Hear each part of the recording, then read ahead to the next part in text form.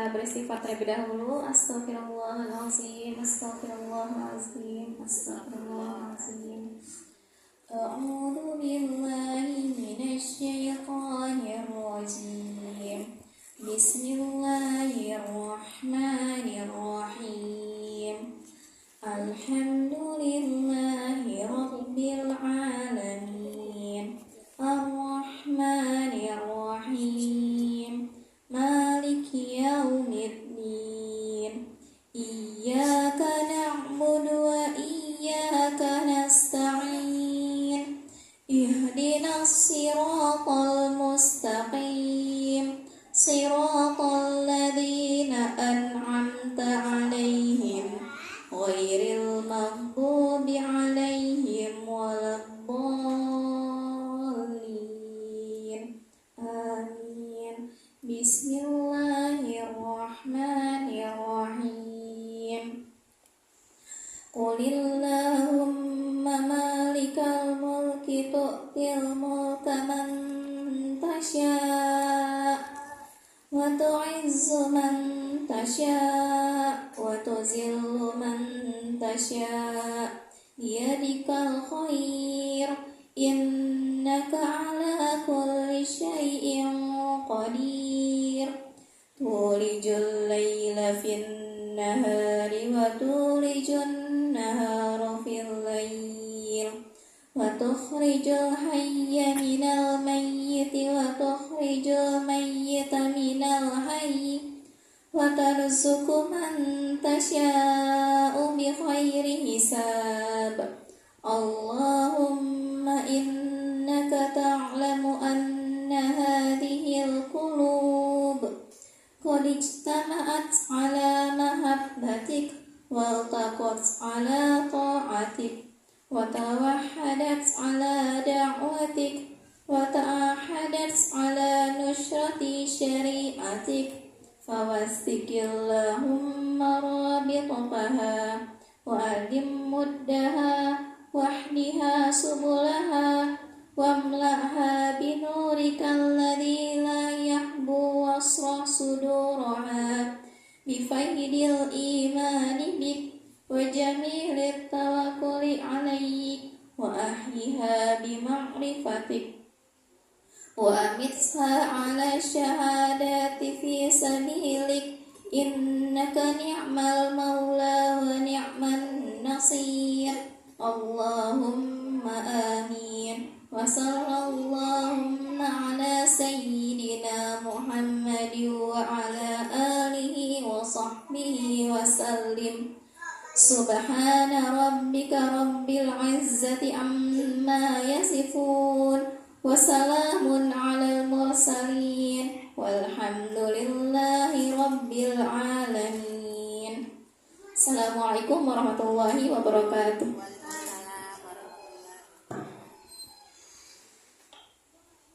Terima kasih kepada Umi Nur, semoga yang membaca dan mendengarkan mendapatkan pahala. Selanjutnya pemateri dari Puskesmas Mekar Baru oleh Ibu Aditya Jessica. Kepada Ibu dipersilakan. Bismillahirrahmanirrahim. Assalamualaikum warahmatullahi wabarakatuh.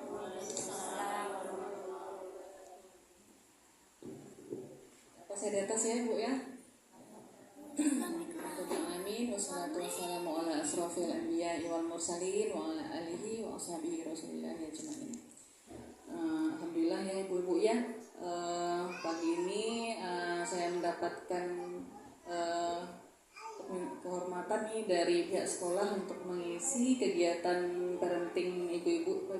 Kegiatan parenting Ibu ya, bulanan ya. Ya, jadi saya diminta oleh pihak sekolah untuk kita mau membahas tentang stunting ya Bu ya. Nah, stunting ibu-ibu, tapi sebelumnya sudah sering dengar stunting? Sudah ya. Ya, apalagi ibu yang punya anak balita nih, udah gak asing lagi ya, karena memang stunting ini sudah menjadi salah satu program nasional ya Bu, menjadi program utama malahan oleh Presiden kita saat ini ya, yaitu untuk menurunkan angka stunting. Ibu bisa lihat di depan ya. Oh ya, saya sebagai pemegang pengelola program anak ya Bu ya di Puskesmas Mekarbaru. Jadi kalau misalnya nanti ada yang mau Ibu tanyakan soal anak ya, nanti bisa ke Puskesmas ya. Oke, jadi kalau kita lihat gambar di depan itu bunyinya cegah stunting itu penting ya Bu ya. Yang sebelahnya juga bagaimana cara mencegahnya gitu. Jadi di kanan cegah, di kiri pun cegah gitu. Kok nggak ada tulisan mengobati gitu ya? Nah, kenapa gitu? Nah, karena memang stunting itu dia bisanya dicegah. Ketika anak itu sudah dinyatakan stunting oleh dokter, itu akan sangat susah sekali untuk ini kita mengejar ketertinggalannya ya. Nah, oke, jadi kita harus tahu dulu ya. Tapi udah pada tahu lah Bu ya, saya paling ulas-ulas aja. Jadi stunting itu adalah kondisi anak, bahasa simpelnya sih gagal tumbuh ya Ibu ya. Nah, ciri-cirinya apa? Ciri-cirinya anaknya itu tingginya kurang dari usianya. Jadi pendek, bahkan sangat pendek dari usia seharusnya. Jadi patokannya usia ya Ibu ya. Kemudian kenapa sih bisa terjadi seperti itu? Nah, terjadi karena kurangnya asupan nutrisi, kemudian terjadinya infeksi yang berulang yang terjadi dalam 1000 hari pertama kehidupan ya. 1000 hari pertama ini kalau menurut Ibu ngitungnya dari mana? Dari lahir. Dari lahir. Kalau ada pendapat yang lain Bu? Dari janin terbentuk. Oke, berarti kalau dari awal janin terbentuk dari awal masa kehamilan ya. Ya, bahkan dari pertemuan sel sperma dan sel ovumnya ya. Oke ya, benar Bu, hitungannya dari situ ya. Jadi mulai dari awal masa kehamilan hingga dia berumur 2 tahun ya.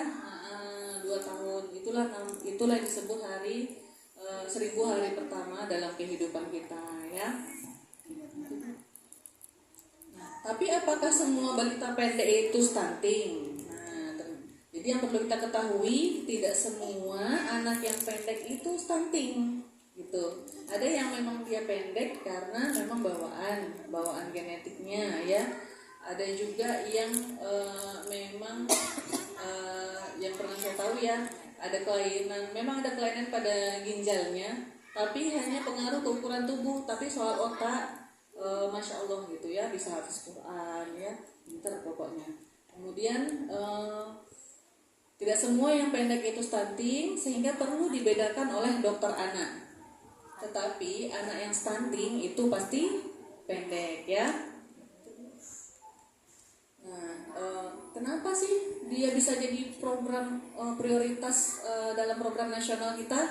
Nah, karena dampaknya yang pertama secara kesehatan ya, gagal tumbuh tadi ya, berat lahirnya rendah, kecil, pendek, kurus, kemudian hambatan perkembangan kognitif dan motorik. Jadi nanti dia dewasanya sulit menjadi orang dewasa yang produktif.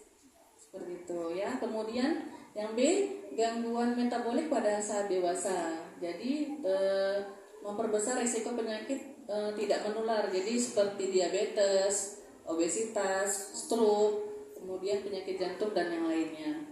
Nah, kemudian dampak ekonominya yang nanti luar biasa akan terasa baik oleh orang tuanya dan juga negara ya.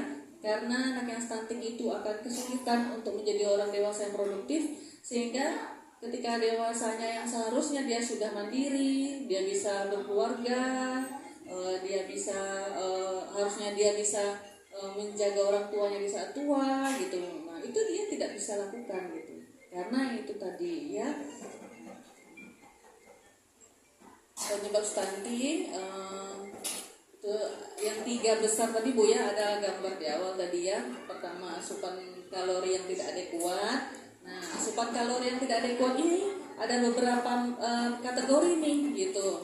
Yang pertama, karena faktor sosioekonomi ya. Jadi orang tua kesulitan untuk membeli bahan makanan yang gizinya baik gitu ya. Kemudian pendidikan dan pengetahuan yang rendah tentang pemberian makanan pada bayi dan balita. Kemudian peranan protein hewani, jadi ketika ibunya memasak itu protein hewaninya kurang gitu, lebih banyak karbohidratnya gitu ya.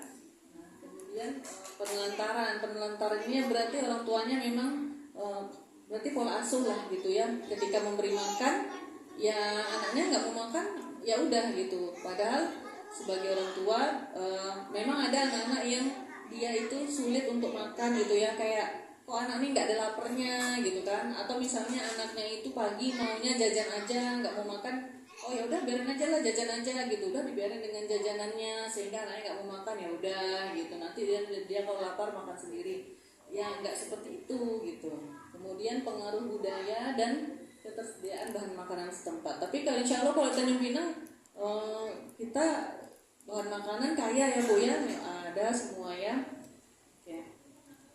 Selanjutnya kebutuhan yang meningkat disebabkan karena ada penyakit jantung bawaan, alergi susu sapi, kemudian berat badannya lahir sangat rendah, infeksi yang kronik. Jadi infeksi yang kronik, nah itu biasanya bisa disebabkan oleh kebersihan ya Bu ya, kebersihan lingkungan. Nah makanya stunting itu tadi makanan, kemudian infeksi yang berulang, sakit yang berulang. Jadi mulai dari ibunya hamil sakit aja ibunya, sampai anaknya 2 tahun batuk, pilek, mencret gak lepas tiap bulan. Nah kemudian kebersihan lingkungan itu sangat mempengaruhi. Nah apa aja sih Bu? Kadang-kadang kita nggak sadar nih, misalnya dari yang kebiasaan paling mudah aja mencuci tangan dengan sabun ya, apalagi anak yang dia baru mulai belajar merangkak harus rajin-rajin kita cucikan tangannya. Nampak kacang jatuh di lantai masuk gitu ya, nampak mainan masuk, jadi kita harus rutin mencuci tangan anak kita ya. Kemudian ini debu-debu halus kipas angin. Nah kemudian kebersihan lantai, kadang ada yang ibunya kurang bersih ya Bu ya, misalnya ngepelnya cuma sekali seminggu padahal anaknya lagi merangkak, nah nggak boleh ya, harus setiap hari kita ini jaga kebersihan lantai, kipas angin, AC ya, kalau pakai AC ya. Nah kemudian berarti Bu anak saya nggak boleh dong main tanah di luar, kan kayak gitu, nggak boleh kotor, boleh ya Bu ya.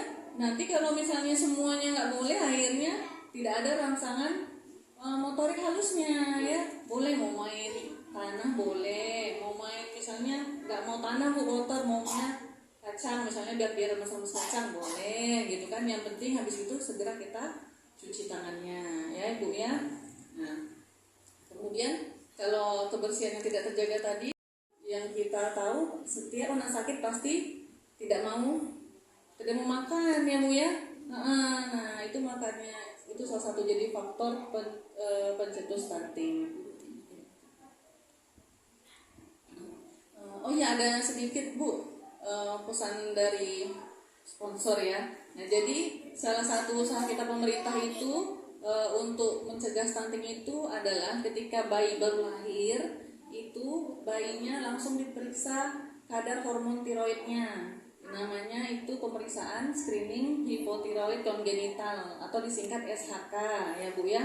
Nah jadi nanti ibu-ibu kalau misalnya mana tahu hamil lagi, atau misalnya ada saudaranya tetangganya yang hamil terus melahirkan, nah bisa diinfokan Bu, karena sekarang ini masih ada orang tua itu yang menolak gitu, kesannya takut, enggak lah nanti nggak mau di SHK gitu, padahal itu penting untuk mencegah anaknya itu tadi ya kelainan hormon, karena kalau ada kelainan hormon tiroid pasti nanti akan gagal tumbuh dia gitu ya. Nah kemudian pencegahannya bagaimana? Pencegahannya, nah kalau coba kita tengok Bu ya, gambarnya yang A gambar apa tuh Bu? Kelihatan nggak Bu? Kurang jelas ya? Tulisannya kecil. Ya, yang A itu ada gambar anak sekolah putri dengan calon pengantin ya, itu masih muda dia ya. Nah jadi pencegahannya bagaimana? Pencegahannya itu ternyata bukan hanya dari awal kehamilan, tapi dari sebelum menjadi ibu gitu ya. Jadi sebelum menjadi ibu, jadi anak-anak remaja kita itu diberikan tablet tambah darah supaya tidak anemia ya. Karena dengan anak-anak kita itu tidak anemia, nah insya Allah kualitas untuk organ reproduktifnya pun akan bagus, sehingga menghindarkan dari itu tadi ya, terjadinya stunting tadi. Kemudian sebelum merencanakan hamil lagi, nah sebelum merencanakan hamil lagi juga harus persiapan dulu, diperiksa dulu hemoglobinnya anemia atau tidak, kemudian lingkar lengannya diperiksa terlalu kurus atau tidak. Jadi kalau misalnya ibu rencana nih, baik yang baru mau menikah sama yang ibu yang mau nambah anak lagi, cek aja dulu, nggak apa-apa, mau ke puskesmas bu, mau periksa HB, soalnya saya mau nambah anak lagi, gitu boleh ya. Nah kemudian, nah selanjutnya pencegahannya pada ibu hamil. Jadi ibu hamilnya kalau dulu periksa kehamilan itu setiap kehamilan itu minimal berapa kali bu? Kalau dulu? Kalau dulu 4 kali minimal selama kehamilan. Ya, kalau sekarang minimal ya Bu, minimal 6 kali ya. Kemudian selanjutnya pada masa balita ya. Nah, pada masa balita dari dia lahir, bayi kita harus mendapatkan ASI eksklusif ya. ASI saja sampai 6 bulan ya. Nah, kemudian baru mendapatkan MPASI yang sesuai dengan usianya. Lalu habis itu imunisasi ya. Kemudian ketika baru lahir ditaruh di dada, membiarkan dia bisa menyusu sendiri ya, IMD. Kemudian pemantauan tumbuh kembang. Pemantauan tumbuh kembang ini di mana Bu biasanya? Di posyandu ya Bu ya, di posyandu. Kemudian yang keempat cara pencegahannya yaitu gaya hidup bersih dan sehat. Nah ini pemantauan perkembangan kita untuk yang apras ya ini Bu ya, anak prasekolah ya. Nah, tumbuh sama kembang sama atau enggak Bu? Beda, ya benar beda ya Bu ya. Tumbuh dan kembang itu beda, tapi dia sepaket. Jadi kalau tumbuh itu berarti kita bicara soal beratnya, tinggi badannya, lingkar kepalanya, ya sama lingkar lengan. Jadi yang bisa kita ukur dengan alat meteran ya. Nah kalau kembang ini berarti kemampuan dia bertambah pintarnya, kemampuan dia yang awalnya dari nggak bisa apa-apa lama-lama jadi duduk, kemudian berjalan, kemudian bisa bicara, nah seperti itu ya. Jadi kalau soal perkembangan itu ada 4 aspek yang kita bicarakan. Nah jadi ini kemarin bu gurunya ada bilang nggak Bu, ada kegiatan deteksi tumbuh kembang Bu di sekolah ada? Bulan Agustus belum. Oh ya, jadi setiap puskesmas itu memang ada kegiatan deteksi dini tumbuh kembang ke sekolah-sekolah TK. Nah manfaatnya itu tadi untuk bisa mendeteksi secara dini apakah perkembangan anak sesuai dengan usia atau tidak ya. Nah, jadi ada 5 ya Bu, ada 5 hal yang dipantau ya. Motorik kasarnya, motorik halusnya, bicara dan bahasa, sosialisasi dan kemandiriannya ya. Nah, kemudian mental dan emosi atau perilaku anak. Kalau gerak kasar itu berarti yang melibatkan otot besar ya Bu ya. Melempar, melompat. Nah, jadi melibatkan otot besar kalau itu. Kemudian kalau gerak halus atau motorik halus itu dia melibatkan otot kita yang kecil-kecil ini yang memerlukan kecermatan. Jadi mengencingkan baju, kemudian menulis ya, kemudian mengambil menjimpit kacang gitu ya. Kalau untuk anak-anak yang baru setahun bisa nggak dia menjimpit dengan dua jarinya kacang ya gitu ya. Kemudian lanjut Bu, kemampuan bicara dan bahasa ya. Jadi bicara dan bahasa ini bukan cuman asal merah putih ya dia nyanyi gitu kan, nyanyi baby shark atau apa gitu, tapi ketika dek taruh ini di atas itu, di atas lemari, dia nggak bisa gitu.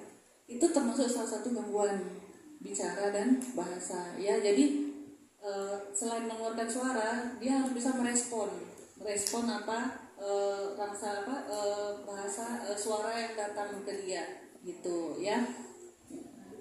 Kemudian sosialisasi dan kemandirian. Jadi mau nggak dia bermain bersama temannya sama-sama, bisa nggak dia main petak umpet, main ular naga, simple gitu kan Bu. Tapi pada anak-anak yang mengalami penyimpangan ya, itu dia nggak mampu gitu. Seperti anak yang autis itu dia nggak mampu gitu ya.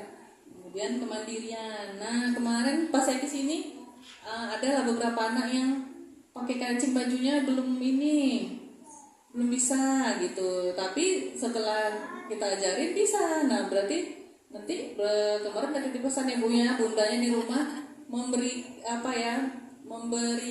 waktu, menyediakan waktu khusus. Ayo nak kita pasang baju ditungguin gitu. Kadang-kadang kan kita orang tua nggak sabar ya Bu ya, udah terlambat pasang semua gitu kan. Nah jadi kita harus ngasih waktu dia gitu loh Bu. Ayo nak kita sabar tungguin sampai dia bisa ya, lama-lama akhirnya bisa gitu. Dan nanti Bu ibu tuh hamil dulu masih ada ya semua ya. Nah itu diisi ya Bu ya, bagian tumbuh kembangnya yang kayak gini, ada yang warna-warni itu Bu, yang sebelah kiri kan ada yang ya tidak itu. Nah itu disesuaikan dengan usia anak kita. Misalnya anak kita usianya masih misalnya anak kita sudah 5 tahun lewat 1 bulan. Ini yang di depan ini kan contoh untuk anak usia 4-5 tahun. 4-5 tahun berarti anak kita sudah full 5 tahun kan. Nah apabila ada salah satunya yang dia tidak bisa, satu aja yang dia tidak bisa nih, itu maka harus segera rujuk ke puskesmas ya, supaya nanti dilakukan pemeriksaan lanjutan. Kita baca dikit Bu ya, stimulasi anak pada rentang usia 4-5 tahun. Ibu masih ada anaknya yang 4-5 tahun? Ada dari 5 tahun ke atas semua? 5 tahun ke atas ya? Iya. 5 tahun ke atas aja Bu. Nah kalau untuk anak 5 tahun ke atas, stimulasi apa sih yang bisa kita berikan di rumah? Yaitu yang pertama membacakan buku ya, membacakan buku, kemudian tanya jawab ya, bercerita. Menonton TV boleh, nonton TV didampingi maksimal 1 jam ya Bu ya, didampingi, ada catatannya loh Bu, didampingi menonton itu ya, karena menonton itu ibarat kalau anak kita tidak didampingi ketika menonton, apalagi main HP ya Bu ya, nonton YouTube, itu ibarat dia keliling dunia sendirian. Banyak yang akan dia lihat, semua akan dia lihat. Nah jadi jangan kita biarkan dia mengelilingi dunia sendirian gitu, kita temani ya, 1 jam dia boleh menonton. Kemudian cuci tangan, cebok, berpakaian, merapikan mainan, lalu makan dengan sendok garpu, masak-masakan ya, menyusun balok, puzzle, menggambar, mewarna, menulis nama ya, udah boleh diajarin menulis nama, mengingat, menghafal, mengerti aturan dan urutan, membandingkan yang besar dan yang kecil, menghitung konsep 1,5 ya. Kemudian main tangkap bola tenis, tapi ya Bu jangan bola besar ya, bola tenis yang kecil. Nah main tangkap bola, nah itu boleh juga ya. Nah, jadi nanti Bu Tanda bahayanya bagaimana nih refleksnya? Yaitu ketika ketidakmampuan mencapai tahapan perkembangan yang sesuai usia. Kemudian kemunduran perkembangan. Nah, ini kemarin kami baru ada kasus anak ibu tersebut sebelumnya bisa bicara gitu. Tapi ketika waktu itu dia demam, kata ibunya, demam, semenjak dia demam terus kejang itu Bu, dia kayak lupa semua katanya kayak gitu. Jadi sekarang anak itu betul-betul ngomongnya cuman papa padahal seharusnya anaknya sudah 3 tahun lebih, padahal 3 tahun lebih seharusnya anak itu minimal sudah bisa bicaranya kayak mau minum, nah kayak gitu 2 kata ya, mau cucu walaupun belum jelas tapi sudah ada 2 kata yang 2 kata sekaligus gitu ngomongnya ya minimal ya. Lanjut Bu, sampai di sini ada yang mau ditanyakan? Enggak ya. Jadi ibu-ibu kalau misalnya memang nih ada rasa kecurigaan atau was-was ya, pengalaman saya gitu ya, ada beberapa orang tua yang ketika anaknya masih umur 4 tahun itu kami sudah mendeteksi, oh ibu ini anaknya dari 10 pertanyaan hanya tidak bisa menjawab satupun, misalkan bilang gitu. Tapi ibunya nggak mau terima gitu. Mungkin ya karena faktor ekonomi, beliau merasa dia gimana gitu, jadi merasa direndahkan gitu kan. Saya bisa kok mendidik anak saya aja sebelumnya semua 3 udah bagus semua. Kenapa kok anak saya ini bisa kayak gini gitu kan? Nah, yang kami sedihkan itu penolakan orang tua yang akhirnya anak tersebut yang harus menanggung gitu. Malu, mungkin gue malu atau minder gitu kan, akhirnya dia nggak menerima gitu. Nah, yang ditakutkan akhirnya terjadi ketika anaknya sudah harusnya masuk sekolah, anak tersebut nggak bisa gitu. Anaknya yang sudah 6 tahun lebih udah bisa masuk SD, itu kemampuannya masih sama seperti anak umur 2 tahun setengah. Jadi tidak bisa diajak komunikasi, kemudian lari-lari, teriak-teriak, diambil barangnya teriak-teriak gitu, enggak, sama sekali enggak bisa. Terus akhirnya barulah si ibu akhirnya mau gitu membuka diri dia gitu, akhirnya curhat dengan gurunya. Jadi gimana nih Bu Guru, apa yang harus saya lakukan? Nah, gitu. Padahal kalau misalnya mungkin dari dia 4 tahun itu 4 tahun kurang gitu kan, udah sudah dicari tahu kenapa gitu. Nah saya kenapa? Karena yang namanya keterlambatan itu pasti kayak misalnya terlambat bicara aja anak kita itu ada beberapa faktor gitu loh Bu. Bisa karena dia autis, bisa karena dia gangguan fokus, bisa karena dia dismatur otak bagian bicara, bisa juga karena global development delay namanya gitu ya. Jadi itulah peran dokter yang membantu kita untuk menemukan masalah anak kita di mana sehingga dia ada gangguan di 5 hal tadi gitu ya Bu ya. Lalu pemberian makan pada ini Bu ya, ini salah satunya ya. Oke, jadi makanannya itu setiap hari usahakan warna-warni ya Bu ya, warna-warni. Jadi macam-macam makanan itu pasti kandungannya berbeda-beda ya. Jadi jangan monoton itu aja, harus bervariasi makanannya ya, apalagi sayur-sayur. Jadi semua kita cobakan ke anak kita ya. Nah, kemudian setiap makan itu ada 2 jenis protein. Yang pertama protein dari hewan, yang kedua protein dari nabati ya. Jadi misalnya ibu bikin ikan goreng, tambah lagi tahu atau tempenya ya. Protein nabati itu ada tahu, tempe, kacang-kacangan ya Bu ya, kacang hijau, kacang tanah ya.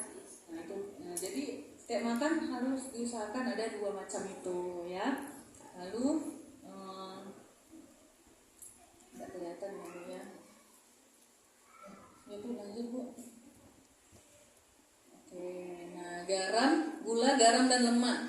gula, garam, dan lemak secara berlebihan dalam jangka waktu yang lama itu bisa meningkatkan resiko kegemukan, hipertensi, dan penyakit lainnya ya. Jadi seperti gula itu kalau untuk anak kita yang 6 tahun ke bawah itu gula itu sekitar 2,5 sendok makan sehari Bu. Sehari itu Bu ya 2,5 sendok makan ya. Kemudian garam sepertiga sendok teh, tapi kalau garam kan kita masaknya banyak ya. Kemudian minyak yang tersimpan dalam makanan itu totalnya sekitar 2 sampai 2,5 sendok makan. Nah, jadi makanan kita jangan tiap hari digoreng aja terus. Bervariasi ya Bu ya. Ada yang dibakar, ada yang ditumis, ada yang asam pedas, ada yang dipepes gitu. Jadi jangan digoreng terus ya. Kemudian nanti Bu, ini jenis makanan yang dibatasi dan dihindari. Aneka gorengan ya Bu ya. Ada yang nggak anaknya yang tiap hari maunya ayam goreng ayam KFC terus? Nggak ada insya Allah di sini Bu ya. Kemudian aneka kue kering maupun basah itu juga dibatasi. Kemudian makanan ringan dalam kemasan, minuman manis yang kekinian ya Bu ya, boba, milk tea, kopi racikan yang saya minum ya. Kemudian makanan cepat saji ya, fried chicken, burger, dan pizza. Jadi kadang ada memang orang tua yang enggak gitu. Anak aku maunya KFC aja, makannya ke Pizza Hut aja, yang mahal-mahal aja gitu kan. Padahal yang dimakan itu justru makanan yang harusnya dihindari gitu dan dibatasi ya. Kalau selingan-selingan tuh ya nggak apa-apa. Nah, jadi ini Bu ya, ini anjuran makan, jumlah porsi makan dalam sehari ya. Sehari kan anak kita biasanya 3 kali makan ya. 3 kali makan, kalau ada yang mau 4 kali makan boleh, tapi targetnya segini Bu. Nasi ya, kalau untuk anak prasekolah ya 4 sampai 6 tahun, nasi itu kalau misalnya kita bikin pakai gelas itu 3/4 gelas kecil satu porsinya ya, gelas kecil segini bikin 3/4, nah itu satu porsinya. Jadi sehari boleh 4 porsi ya. Kemudian lauknya 3 porsi, satu buah telur itu 1 porsi ya Ibu ya hitungannya. Kemudian daging ayam 35 gram itu 1 potong sedang ya. Kemudian lauk nabatinya, jadi lauk nabatinya itu tempe potong sedang 1, sama tahu juga ya 1 potong sedang. Nah kemudian berarti untuk pokoknya untuk tempe sekitar 25 gram, kalau untuk tahu 50 gram. Jadi 25 gram tempe itu sama dengan proteinnya 50 gram tahu, agak beda dia ya. Nah kemudian sayur, sayur ini 2 porsi ya Bu ya, diutamakan sayur yang berwarna. Jadi 1 porsinya itu setengah gelas itu nggak pakai kuah ya Bu, sayurnya gitu ya, setengah gelas 2 porsi. Kalau misalnya terasa kebanyakan kan makannya 3 kali, dibagi 3 aja ya. Kemudian buah harus ada ya, buah 2 kali sehari makan buahnya nggak harus yang mahal-mahal ya Bu ya, pokoknya buah yang bisa diterjangkau sama kita ya, pisang, pepaya. Kemudian untuk minyak tadi udah ya, gula 2,5 sendok makan dalam sehari ya Bu ya. Udah Ibu, habis dah. Sampai sini ada yang mau tanya Bu?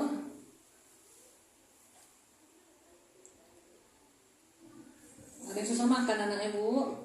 Bisa makan buah, nggak bisa makan buah. Nggak bisa makan buah. Tapi biasanya ada buah yang dia mau nggak? Nggak ada sama sekali, dipaksa. Oh sama sekali nggak ada. Kalau diolah jadi salad gitu. Saya jus itu mah dia makannya macam makan obat. Kayak makan obat. Iya ada yang memang kayak gitu. Tapi dia semua buah Ibu coba? Enggak. mangga. Semuanya udah. Udah semua buah ya.